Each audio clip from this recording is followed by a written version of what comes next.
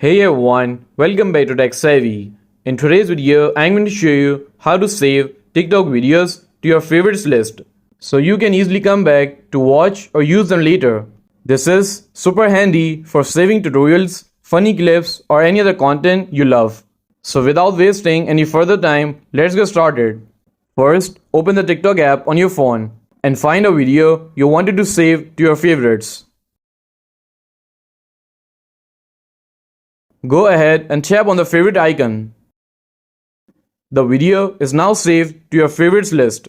To view your saved favorites, just go to your profile by tapping the profile icon at the bottom right of your screen.